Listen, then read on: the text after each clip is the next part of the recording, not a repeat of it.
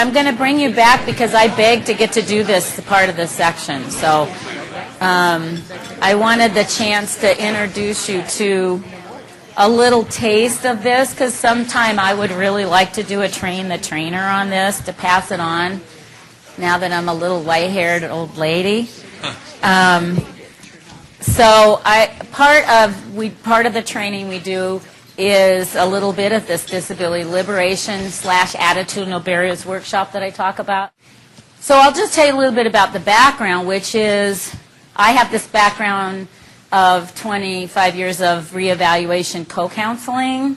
So it's this idea, this guy Harvey Jackins, who's from Seattle, who was a labor organizer guy, found out how powerful it was to have people just have time listening to each other well, and discovered that if you just really listened to somebody and supported and looked at them and appreciated and thought that they probably had much more of their own answers than they knew, and just had some distress running, and what he found is they told their stories, they would have emotions. You know, they would laugh and cry and all of that. And so part of that theory is that hurts get set in not just intellectually. So just talking about things will not change it, because it's set in on a physical, mental, I would say spiritual level. It's set in on all those levels. If you're devalued as a human being, that's a spiritual assault. It's not just an intellectual assault. And so part of the healing process is having feelings. And that having feelings is not the hurt, it's the discharge of the hurt. So that's the basic theory about this. So I have all those years of professional counselor training, but this is what informed me a lot. And he kind of made it think about, just think of your brain in a way. It's collecting all this data from a situation. So you're walking down the street, and there's a dog, and it's got spots, and its tail is wagging, and there's rose bushes next to you, and it's a cloudy day, and the dog walks up, and you're all positive expectation, and it bites you. Then the natural healing process is, go tell somebody the story of what just happened to you and cry a little bit about it. And you tell the story till you're bored and you don't tell it anymore, right? On the way here, you almost have a car accident. What do you do first thing when you walk in the door? You want to tell somebody what just happened to you, right? And the emotions get shut down, but if you look at any 1-year-old, they show you how to do the natural discharge process so easily. Just like we always say, everybody's born an advocate. Newborn babies know how to advocate for what they need very effectively. So don't think you are not capable of being an advocate. Well, similarly, watch those 1-year-olds. When they get hurt, they cry, right? And they go for support. If they're afraid, they shake and cry. If they're angry, what do? Throw their whole body down, scream and kick, right? And sometimes when you're afraid, what do you do for discharges? You laugh. Have you ever had anybody right in your face really mad at you and you burst out laughing and you think, now I'm really gone. They're going to kill me. See? Or I used to work with teenagers, and this woman would come from Planned Parenthood, Carol Weston. She was such a great presenter talking about sex ed. And the kids would be giggling up a storm and the staff would be like, be polite, you know. And she was fine because she knew they were discharging off embarrassment and fear about the topic that was being talked about. So co-counseling theory says that you have to let people express their feelings, because I bet there's some people here who were angry and didn't show it, or were really sad and didn't show it, nobody knew, right? So it's this letting people know that the dumping off of feelings is the healing of the feeling. Now, if somebody is stuck in the same feeling over and over for a long period of time, now you have a psychological problem going on and you need some psychological help to get through that maybe.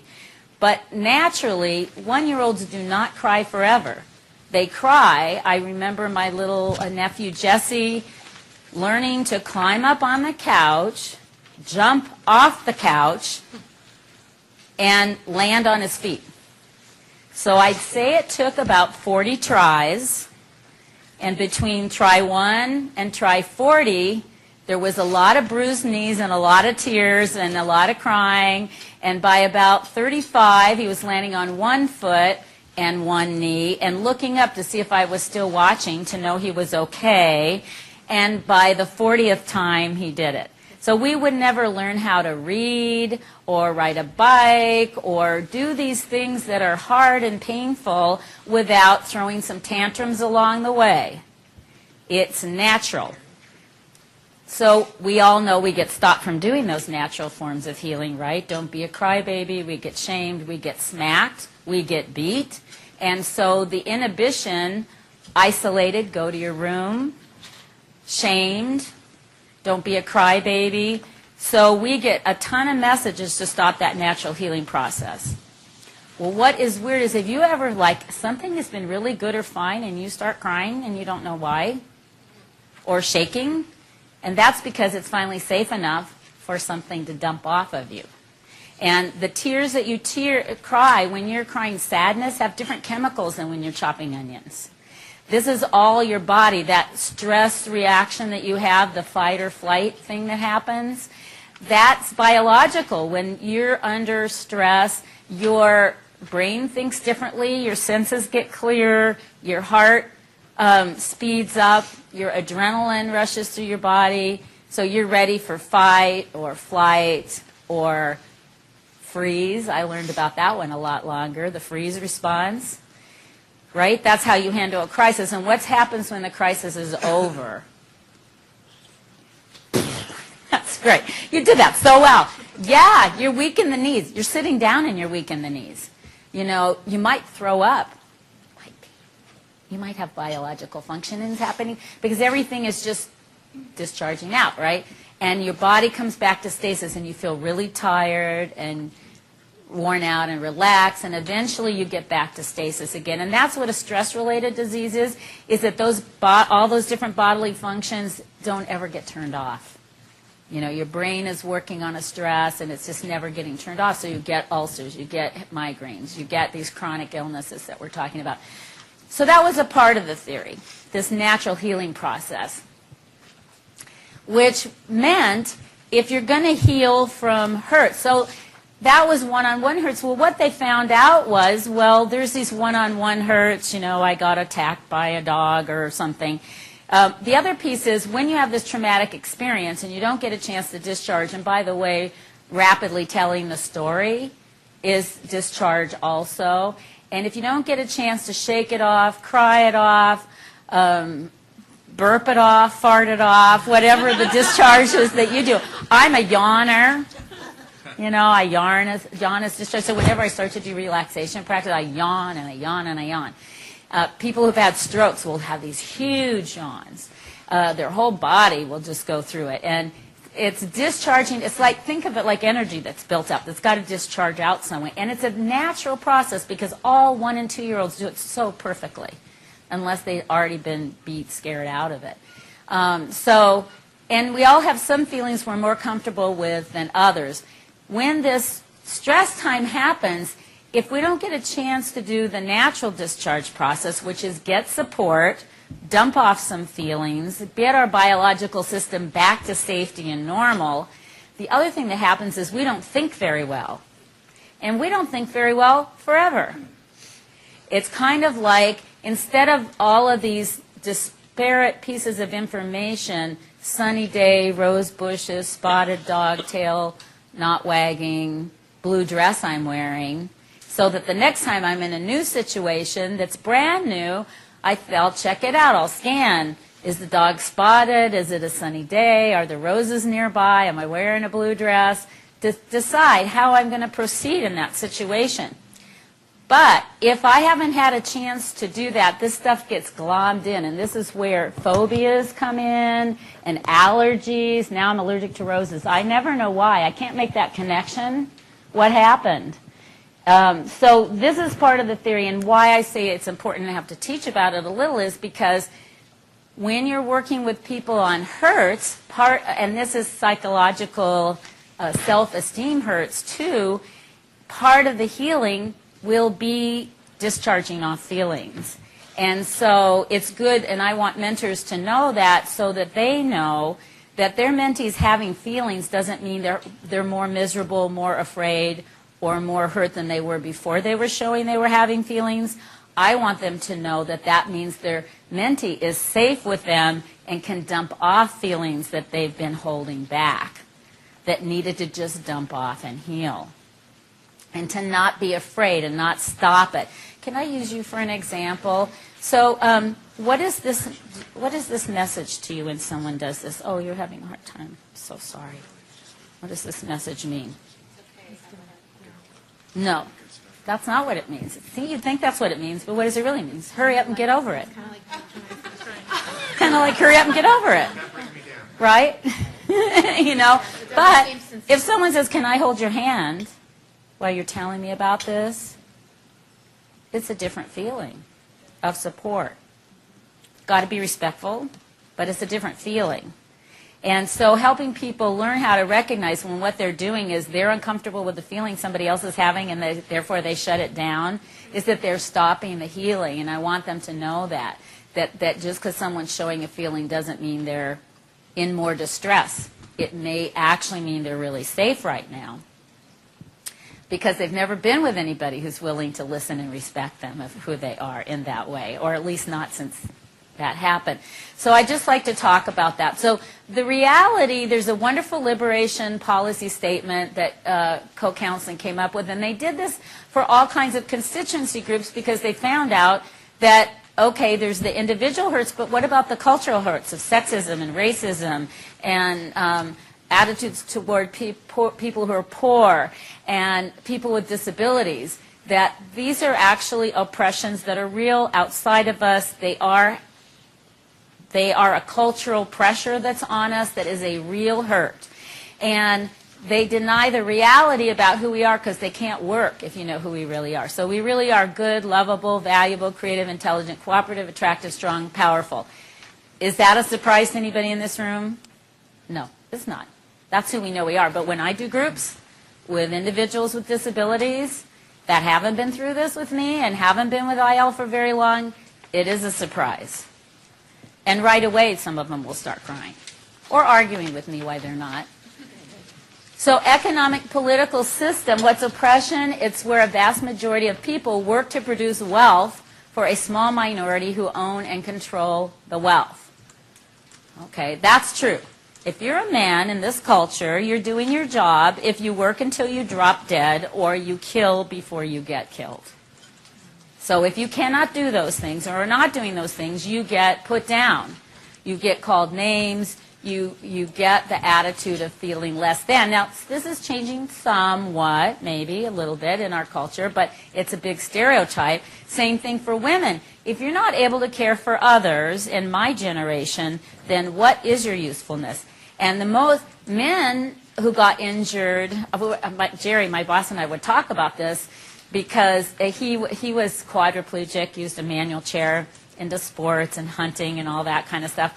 And he would say how long he stayed in anger during the grief process and watched the men that he knew and how many were really mean to their wives. Of course, the wives stayed in most cases, back then anyway.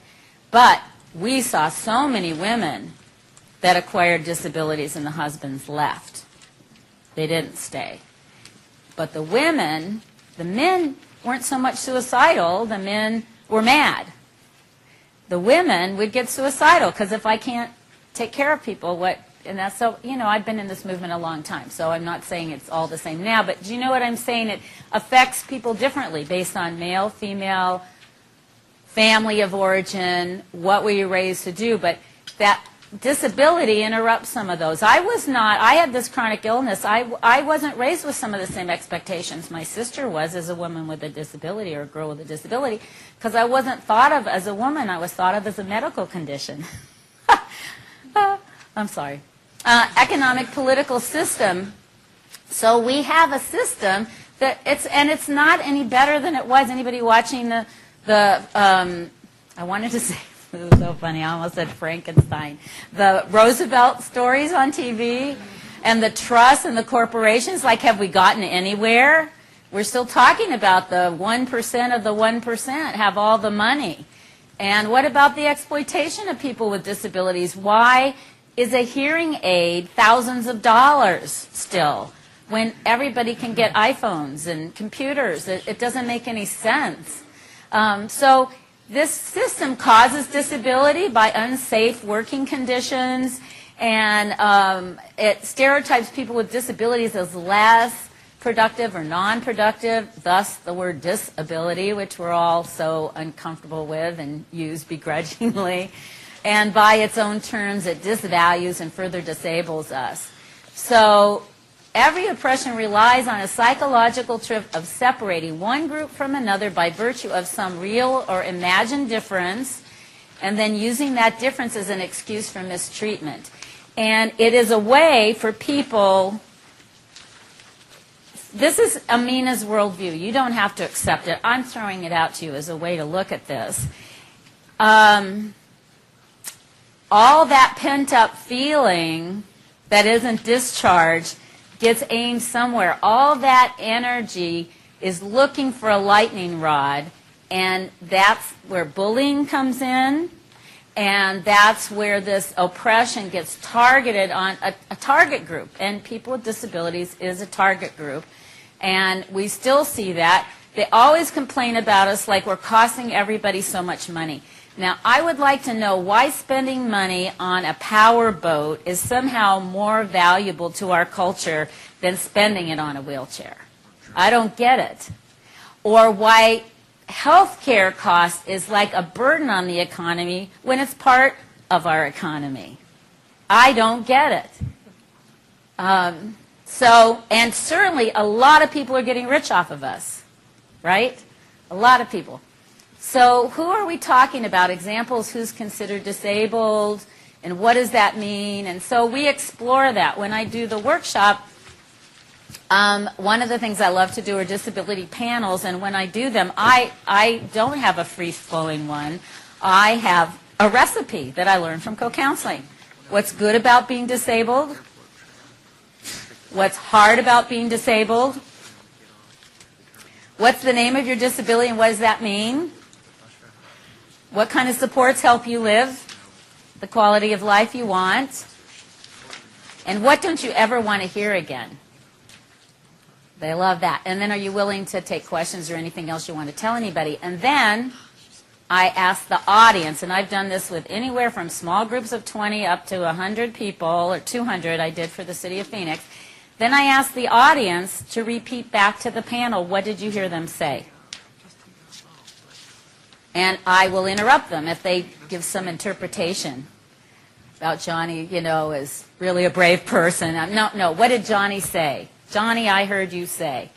Because I want to make sure they get it, and I want Johnny, who took the risk to share their guts with them, to know they got heard.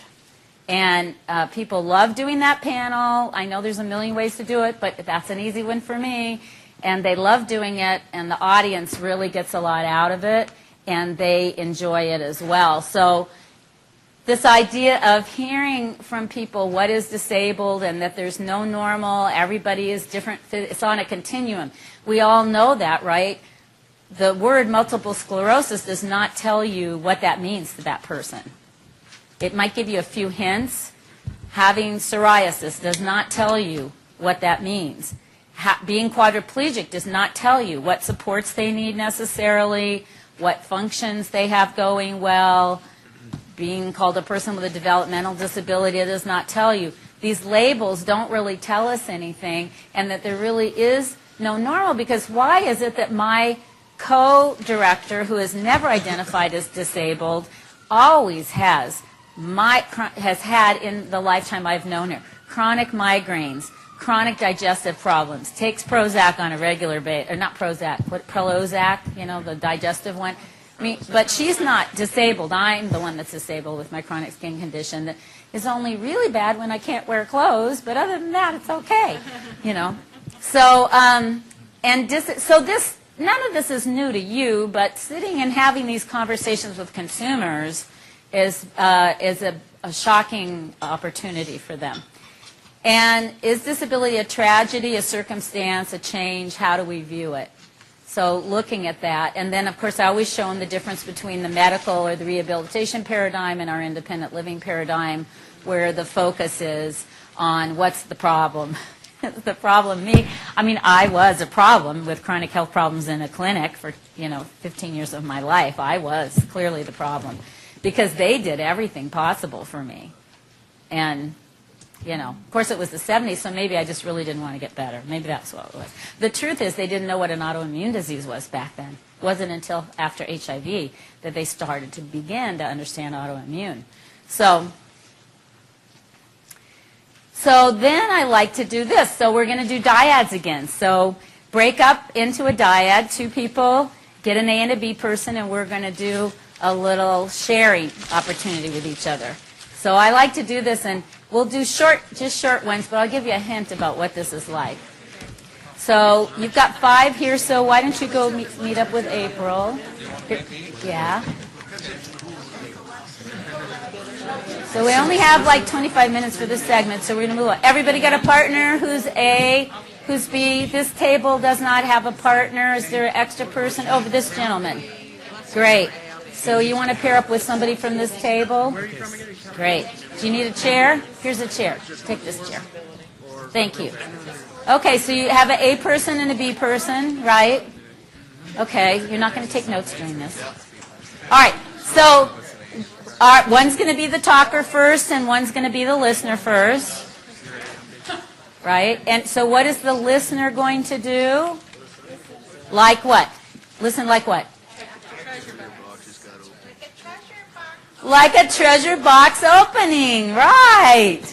Right. I'm in control, so I only have one right answer. You got it. Yay. I should have a prize for you. So all the other answers were good too, but listening. That's right. Just listening. And it'll make you think of things yourself, but don't interrupt. Just listen. And if they stop telling their story because they're a quiet person or they don't go, ask them to tell you again and tell you the story again or an earlier memory. Okay? So co-counseling theory is this: if you've got a big bathtub full of distress, it's a lot more effective to pull the plug out than to scoop it out one bucket at a time. And so one of the techniques is to ask what's your earliest memory in any way at all related to physical or mental disability. Just to start to dig out where did this stuff come from. So that's what we're going to talk about. So A is going to talk first and B is going to listen. And I'm going to time you. Yes? Yeah, just to clarify, our earliest memory related to our own physical or mental. So I'll say that another way to help you with that. So what's your earliest memory in any way at all related to physical or mental difference? So it's when did you become aware that somebody had a physical or a mental difference, or you became aware that you had a physical or mental difference? So, okay? So either way. Earliest memory, go as early as you can remember. It might have been something on TV, might have been a family member, might have been yourself, might have been someone at school, any of those things. And it doesn't have to be a supercalifragilisticexpialidocious disability. Okay? We're talking a physical or mental difference. All right? So everybody know what you're talking about? Who's talking first? A. All right, go.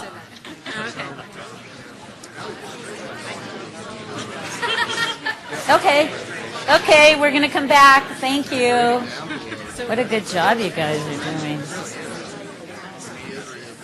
Anybody want to share quickly a memory that they came up with that was maybe a surprise?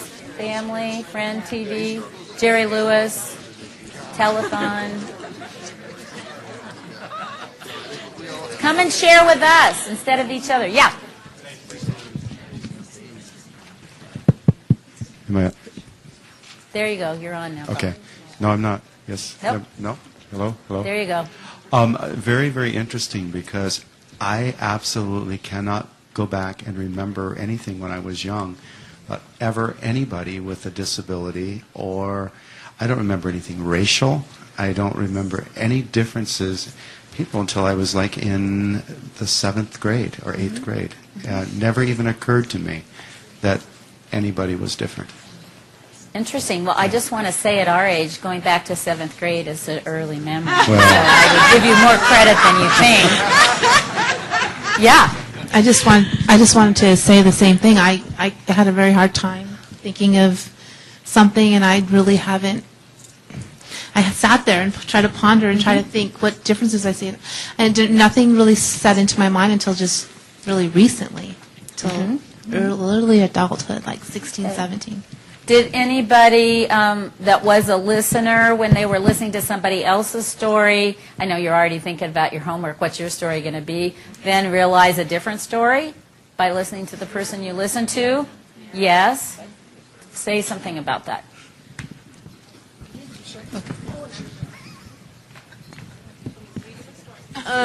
Well, Go ahead and talk for her.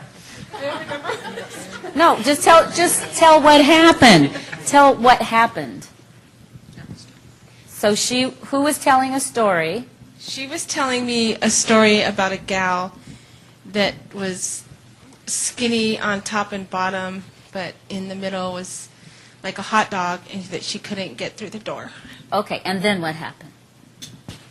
Because you said then she remembered something different. I don't know, I was still stuck on that story. And why are you crying? Because it was exciting. I just felt bad for the lady that was stuck. Yeah. So you're just having a spontaneous healing. That's what's happening. Because we're all hurt by these stories, okay? Just like we know that children are hurt by seeing their mother be abused or their other sibling be abused, because sometimes in a family one sibling is targeted. Seeing anybody hurt is a hurt that has to be healed. So allies have a lot of healing too. When I do this with groups, somebody help me with that are non-disabled, it often turns out people who work in the helping professionals with people with disabilities had disabled siblings, parents, grandparents that they were close to. And so they already got to know that person as a person, not a disability, but somebody maybe else has a story. Daryl, are you willing to share your story? Do you have a microphone available? Because it's a good example of another way of learning about physical differences. Well, Amina stopped by and asked me what my earliest recollection was, and when I was an adolescent, we had a paper boy who was described to me by my mother as being retarded. That's all she ever said about him. And because this word that I wasn't familiar with was stuck into my brain, I started paying attention to him. And I noticed that he would creep up the driveway to the side door and quietly lay the paper on the steps. And when he would come to collect his money every month, he would stand by the door. He would never knock on the door, and he would wait till somebody noticed him, but he would never say a word. So because of this word that had been labeled on him, I started being fearful of him, and I started assuming that these unusual behaviors on his part were something really bad. Something to be afraid of. And you also mentioned to me that he seemed afraid, very afraid. He noticed. He seemed afraid of me. He had fear. Yes. So, and why I wanted that story is because it shows all the stuff we learn in that one little interaction about what's said and not said. And so I like to say, when I started doing this, I could say it's like talking about sex, but everybody talks about sex now, and they have underwear advertisements on TV, so that doesn't count anymore. But we're kind of constipated when it comes to curiosity about disability because we don't get information much. More now, but there's a lot of curiosity about it. As Pam had said, people need to be invited to know that they can ask questions or whatever. Most people now don't mind children asking questions in the grocery store. They'd like them to do it. 20 years ago, that's not necessarily true because of how prejudiced society was from lack of exposure to us. But we're just around so much more now, that those older generation grew up in a different way with different stereotypes. But these attitudes and stereotypes, so when I do this workshop, I spend 45 minutes with people blurting out R words and B words. You know what the B word is? Stereotype about people with disabilities. So throw out a few words. I'll repeat them for the taping. What are negative stereotypes about disability? Freaks, thank you. Weak. Weak. Weak. Weak. Weak. Yeah, weak. What else? Needy. Bedridden. Bedridden. What was that? Unintelligent. Yeah. Slow. What? Slow. No future. No future. Crazy. I used to use that word. Having feelings doesn't mean you're crazy until someone from the mental health community, an advocate friend of mine, told me how hurtful that word was. Because what does the word crazy mean? What are the other adjectives that crazy implies? Mental. 3B? What's that? Oh, mental word. I didn't know what that one meant. What else?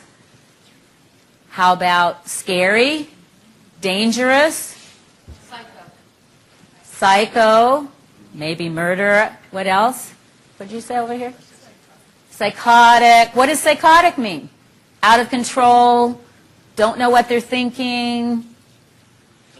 Delusional. Not in touch, not in the same plane of communication as me. I don't know where you're at. Who are you? What's going on? All those negative stereotypes are wrapped up into that one word that we use all the time. But anybody that has a mental health disability, it's like every time they hear it. Because it's what they're fighting against every day of their life. Pardon me. Yes? What was the B? The B word. Oh, burden. Burden. And then there's the always better off dead than disabled. I like that one. Yes? So is that why we kind of suppress a lot of our childhood? Good point. Hard to think about something that's around so much distress. Very painful situations. You know, I always think about, it wasn't until I came to ABIL that I got that Jerry Lewis is the person who gave me an impression that somebody who had issues talking with cerebral palsy weren't ignorant, were able to think, because my stereotype came from that character that he used to do. The way he talked, and there was a particular character, it was really just like somebody I met at ABIL that had cerebral palsy. And, but I hadn't realized that. So when I do this liberation workshop, we spend much more time talking about these things, getting it all out in the open, and I have a whole list, 2-page list of these words that have been collected. One of the workshops I got a Dene word, which is the Navajo language word, and I got some Spanish words for, that are used in that community that are these same things. And it's very hard to translate materials into Spanish in a way because it's, help me out, just say it again, discapacidad. Yes. So it's, again, that idea. And the word invalid, invalid, creepy. Confined to a wheelchair. Confined, yes. Or I like even better, wheelchair person. Yeah. You don't have the microphone, hon. Were you waiting to talk, Pam? Oh, I apologize. I love when school systems refer to my child as non-performing. Non-performing. That one. Oh, yeah. Yeah, we could do this all night, and we do it. I've done 3-day workshops from Friday night till Sunday afternoon doing this kind of stuff. The only thing I was going to share is that in getting into this particular field, I kind of got there left-handed, but what kept me away from people was because of a childhood experience. And so sometimes I think adults overlook that a child might not understand. And I had a lady who was considered a cousin, and when she would come, when we went on vacation, she would come one day out of the vacation, and my sister and I felt like we had to endure this one day and be silent. And she, as far as we were concerned, we tried to play with her. She was mean and vicious. She hit me. She hit my sister. She was grumpy and just this whole intolerable person. When I got older and I saw her again, as both of us being adults, I found out that she had CP, she had involuntary movement, We didn't know that. No one told us. We sat next to her trying to play with her. We just thought she was mean and vicious, and she was the most kind, understanding, loving person ever. So that's the deal. It's what we're told and then all that we're not told and all the assumptions that get made about it, right? And so that's where we start to get our attitudes about disability, whether we have one or not. So in this workshop, and I'm just going to move through, did I get to that by accident or what? Did you do that, Tim, because I'm really over time? What's happening? Oh, no, it's okay. I'm right where I need to be. So, well, you can full screen it. I didn't know what that meant. Woo, it's full screen. So the results of oppression end up being negative stereotyping, discrimination, segregation, institutionalization, inadequate incomes, economic exploitations. I always think of this one woman that I worked with. Like, that really lit her up when I told her, think about the people who are getting incomes off of your disability to stop feeling like such a burden on culture because she couldn't work. She was really hung up about not being able to work. Environmental barriers to mobility, control of our lives by others, gosh, if you have a mental health disability, if they can't trust your thinking, then they can't trust your decision making, then how can you stand up and tell somebody you've been abused? Who's going to protect you or listen to you? And then internalized depression. So it's a circle because all these things are the results of oppression and all these things cause it or reinforce it. If they keep us separate, we don't know each other, then we don't know what's going on. So these are our improbable theater performers, and they've got labels they're putting on her. And this is what they did with the labels. They spelled person. So this is one of the play skits that they did early on.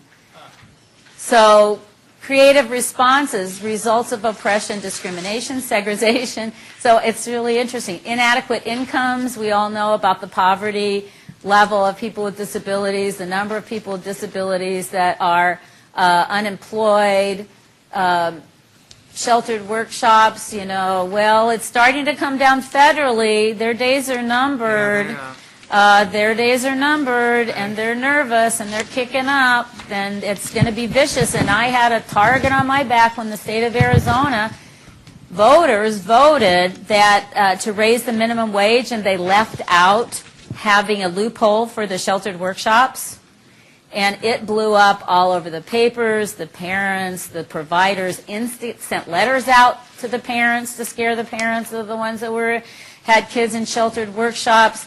The editorial board from the Arizona Republic, of course you'd expect this after you've heard all the press releases from our governor, came out and talked about those evil self-advocates and how dangerous they were to these poor, vulnerable people with disabilities in sheltered workshops that had the pride of working for 11 cents an hour. Shoot me in the head, please. Yeah, that federal lawsuit just came to national. It was like one of the last things and actually I'm still kind of doing it with the WIPA project. Yeah. Because they called me at the workshop where they owe just over 100 people on SSI and SSDI back, from underpaying them for the last 2 years. And so I think 92 of those individuals are on SSI. So I told them exactly how it's going to break down over those 24 months. And so I'm getting calls still. Even though I'm technically out of WIPA now. Yeah. I'm because I was the contact person. Because they know you. Yeah. They know you and they're all they'll come calling to you. me. Yeah. Yeah, so this is going to be rolling out. So I got to go fast here because this is just a taste. But control of our lives by others, not having choices or limited choices that are not acceptable choices. Why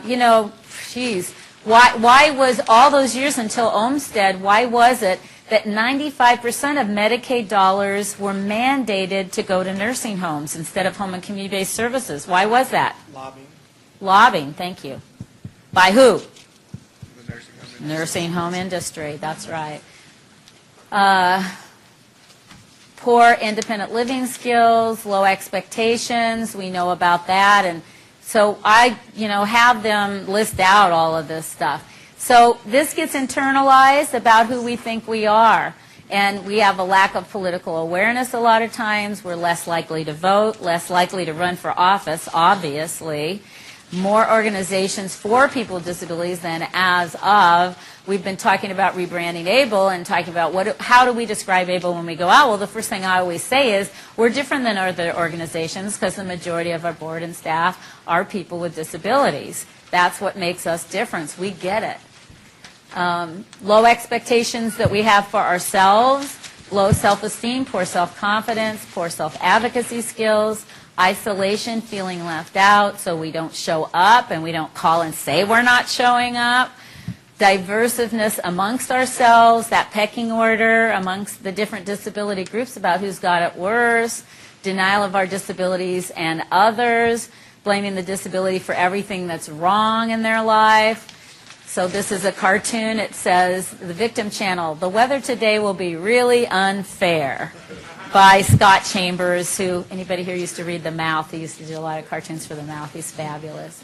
Compulsive cheerfulness or compulsive misery, feeling unattractive, feeling unlovable, feeling untouchable. I definitely felt that way. Feeling we have no rights and do not know our rights, lack of social skills, youth and employment and IEPs, and do they ever get invited or help to lead them, isolation from our allies. So in a longer workshop, you spend more time, and what I'm trying to say is that this is the kind of information that helps, I fondly say radicalize people, but helps them, again, get that perspective wider than themselves about what's going on.